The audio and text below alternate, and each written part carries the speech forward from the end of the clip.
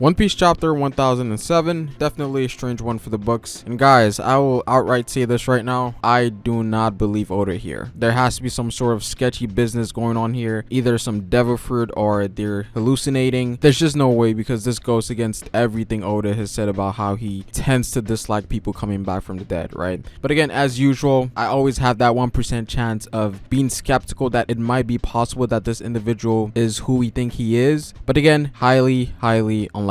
Again, we'll talk more about the possibilities of what could be happening here, because we know there's different characters that have different abilities to turn into other people, and there's just something that doesn't make any sense here at all. So we'll talk more on that later in this video, but let's start from the beginning of this chapter. Now, this chapter is pretty much a Chopper chapter for the most part. I think we're seeing every Straw Hat have their own individual chapter before moving on to the roof with the battle against Kaido and Big Mom. We haven't seen Nami and Usopp have a chapter yet, so we might get that next before we move on to the roof. Now, the chapter starts off with Chopper's side of things, in which, coming off of the last chapter, we come to find out that the Onimor Banshu were defeated, but Hyogoro is literally on his last seconds before turning into an ice demon. So we have one of the samurais getting ready to kill Hyogoro before he turns, but as expected, Chopper made the antibodies right on time. Again, this was very predictable. Oda has a very massive track record of doing things like this, and we're seeing it play out here again. Granted, Hyogoro isn't exactly a character that a lot of people are invested in, myself included, so people didn't really feel that much emotion from the last chapter. However, I do feel like the anime will hit a lot harder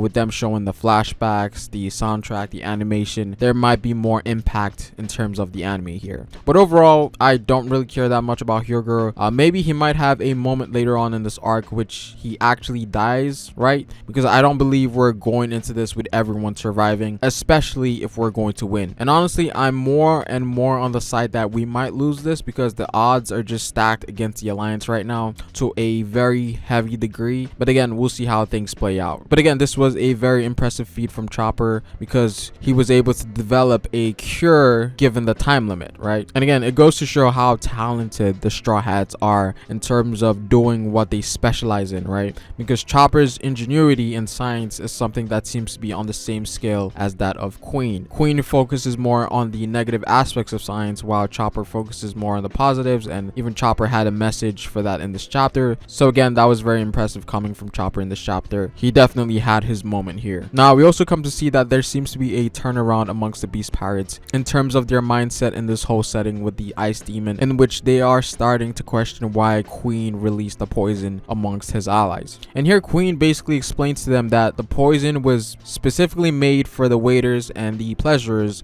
given the fact that these guys are replaceable and are individuals that will never get a smile. And since they're replaceable, he might as well give them something that could make them become useful in any way, shape, or form, in which he planned on using them as bait, pretty much at the stake of them losing their life. And so after learning all of that, we're seeing that the Beast Pirates are starting to rebel, and since Chopper cured all of them, it's pretty much guaranteed at this point that they're going to join with the Alliance. So we can see that this turned out bad for Queen, and this gave the Alliance an extra step forward into winning this battle, since they have more forces on their side. And we finish off this section of the chapter with Chopper smacking Queen in his Rumble Ball transformation, which was sort of a gag moment because Marco called him a tanuki, which is a very long running gag in the series where people always confuse Chopper for a raccoon. So that just made him even more mad, right? So again, with Chopper, we've had his moment. So I think the next Straw Hats are going to be Usopp and Nami possibly, before moving on to the roof. Now, I do think that we're going to come back to Chopper's side of things, because it was kind of hinted in the last chapter that Marco was going to get defeated, because so far the Alliance seems to be very dominant in this battle. But I do think that the Beast Pirates are going to have a major comeback really soon. Now we move on to Momonosuke's side of things, which also ties in with what was said with the Cypher Pole in this chapter, and I think these two scenes correlate together to possibly set up something for Momo in the future. Now, one of the struggles that Momo's always had ever since Zou was that he was too weak to do anything, and that makes sense because Momo is only 8 years old, and given that this war involves so many powerhouses, he has to rely on other people. And this is a very interesting scene because I feel like Oda is going to find a way for Momo to become strong.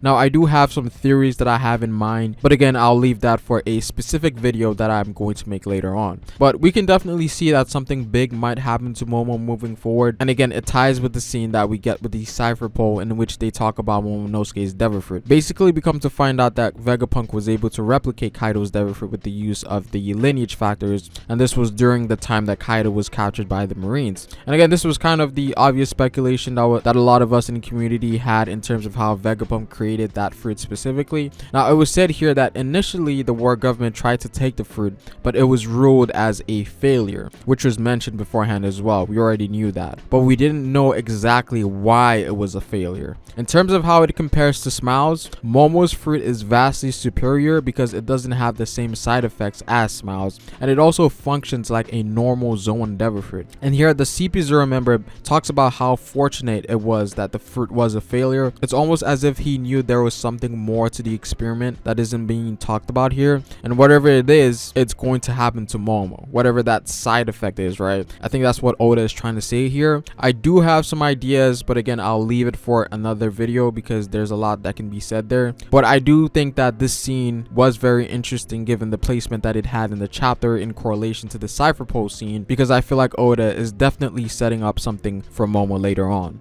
Now we then move on to the final section of the chapter, in which we come to find out that most of the scabbards have somewhat recovered some of their strength, and all of them remember being treated by someone familiar, and we come to find out that this person seems to be Odin in the flesh. Now, I'm not buying it just because this goes against some of the things Oda has said beforehand about bringing dead characters back into the story. Now, there's two possibilities that I could see taking place here. The first one is Toki possibly sending Odin into the future in some way, shape, or form. I don't know how. Now, we know that Toki's fruit can only send people into the future and not the past.